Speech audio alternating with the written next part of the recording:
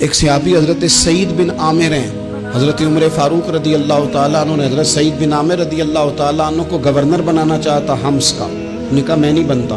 فرمایا مجھے تم لوگوں نے بنا دیا ہے، خود گورنریاں بھی قبول نہیں کرتے. چلے گئے حضرت سعید بن عامر، گورنر بن گئے، صوبے کے گورنر. مال غنیمت میں سے کچھ زیادہ مال مدینہ شریف میں جمع ہوا تو حضرت عمر نے مختلف صوبوں سے غریبوں کی لسٹیں منگوائیں.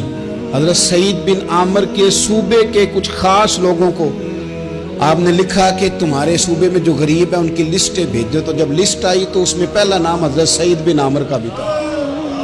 کہا ہمارے گورنر کے پاس پہننے کو کپڑا کوئی نہیں، کھانے کو روٹی کوئی نہیں. حضرت عمر بیٹھ کے رو پڑے. فرمایا تمہارا گورنر بھی مسکین ہے. اشرفیوں کی ایک تھیلی بھر کے حضرت عمر نے بھیجی. حضرت سعید بن عامر کے پاس جب گئی تو کہنے لگے انا للہ و انا الیہ راجعون. آپ کی اہلیہ کہنے لگی خیریت ہے؟ کہیں امیر المومنین حضرت عمر کا وصال تو نہیں ہو گیا؟ فرمانے لگے نہیں. تو فرمانے لگی کوئی آفت تو نہیں آ گئی؟ کہا نہیں. انا للہ کیوں پڑھا؟ ولی مانس دیکھنا میرے پاس دنیا آ گئی ہے، میں نے تو جان چھڑائی تھی اس سے کہ میرے پیچھے بھاگتی ہے. حضرت سعید بن عامر نے سارا مال وہیں اللہ کے حضور خیرات کر دیا. حضرت عمر ایک دفعہ دورے پہ آئے ان کے صوبے میں تو سب لوگوں کو جامع مسجد میں بلایا، حضرت سعید بن عامر کو بھی بلایا. ابن الجوزی لکھتے ہیں کہ حضرت عمر نے فرمایا لوگوں تمہیں اپنے گورنر سے کوئی شکایت تو نہیں؟ تو لوگوں نے کہا 4 شکایتیں. ایک تو ہمارے گورنر صاحب جب شروع میں آئے تھے تو فجر کی نماز کے بعد ہی آ کے لوگوں کے بیچ بیٹھ جاتے تھے. اب اشراق چاشت کے وقت آتے ہیں، سورج پورا طلوع ہو جاتا ہے تو حضرت سعید بن عامر رضی اللہ عنہ آتے ہیں. اور دوسری شکایت یہ ہے کہ صرف دن میں ملتے ہیں، رات کو ملتے ہی نہیں. اور تیسری شکایت یہ ہے کہ ہفتے میں ایک پورا دن ہوتا ہے ملاقات ہی نہیں کرتے. اور چوتھی شکایت یہ ہے کہ کبھی کبھی بیٹھے بیٹھے رونے لگتے اور بے ہوش ہی ہو جاتے ہیں. آپ نے ایسا شخص گورنر بنا دیا جو دیوانہ ہے. حضرت عمر نے بلا لیا، قریب بیٹھے تھے، کہا دے سوالوں کے جواب. گردن جھکی ہوئی ہے. عرض کرنے لگے امیر المومنین میں نے تو پہلے ہی کہا تھا میں گورنری کے قابل نہیں، میرے والا کام نہیں. فرمایا اب تو منصب تمہارے پاس ہے، تمہیں جواب تو دینا ہے. حضرت سعید بن عامر کہنے لگے حضور 4 میرے ساتھ مسئلے ہیں. فرمایا کون سے؟ حضرت سعید بن عامر کہنے لگے آپ سوال دہرائیں میں جواب دیتا ہوں. آپ نے فرمایا سعید لوگ کہتے ہیں پہلے تو سویرے آ جاتا تھا، اب تو اشراق چاشت کے وقت آتا ہے. گردن جھکائی، سناٹا چھا گیا محفل پہ. تھوڑی دیر کے بعد سر اٹھایا تو داڑھی پہ آنسو گر رہے تھے. فرمانے لگے حضور میرے گھر میں خادم کوئی نہیں، بیوی بیمار ہو گئی ہے. میں نہ سویرے اٹھتا ہوں، آٹا گوندتا ہوں، روٹیاں پکاتا ہوں، گھر میں جھاڑو دیتا ہوں، باہر آنے میں دیر ہو جاتی. پہلے جواب پر ہی لوگ رونے لگے، آنسو نکلنے لگے. حضرت عمر رضی اللہ تعالیٰ عنہ بھی روئے. پھر فرمایا کہ سعید تو دن کو ملتا ہے تو رات کو کیوں نہیں ملتا؟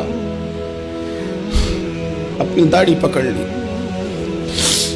کہنے لگے عمر ساری سفید ہو گئی ہے، اب تو لگتا ہے پھل پک گیا ہے، پتہ نہیں وہ کب مجھے کہے گا واپس آ جا.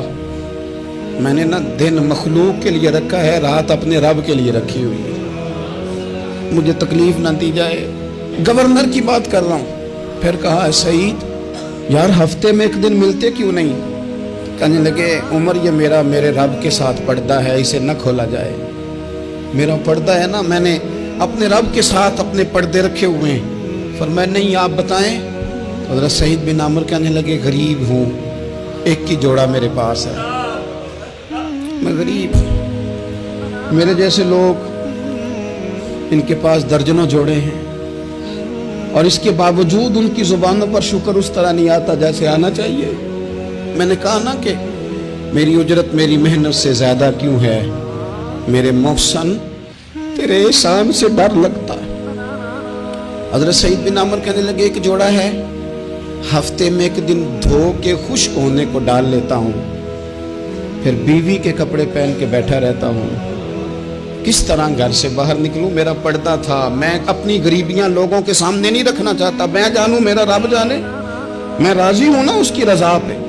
اب تو حضرت عمر ہچکیاں لے کے رونے لگے. فرمانے لگے چل آخری سوال کا جواب ہی دے دے، کبھی کبھی روتے ہو تو بے ہوش ہی ہو جاتے ہو. حضرت سعید بن عامر پھر رونے لگے. فرمانے لگے بڑی عمر کا ہو گیا تھا جب کلمہ پڑھا تھا، جب وہ پچھلے گناہ یاد آتے ہیں نا، میرے سامنے لوگوں نے حضرت حبیب بن عدی کو سزا دی تھی مکے میں، اور میں اس وقت مسلمان نہیں تھا، میں مدد نہیں کر سکتا۔ جب وہ وقت یاد آتا ہے تو برداشت، سوچتا ہوں کیسے اللہ کے حضور جاؤں گا۔ دوستو دعا کرنا، یہ وطن جو داتا صاحب کا ہے، جو بابا فرید کا ہے، جو غریبوں کا ہے، کمزوروں کا ہے، مزدوروں کا ہے، اللہ اس ملک کو بھی کوئی ایسا شخص عطا فرما دے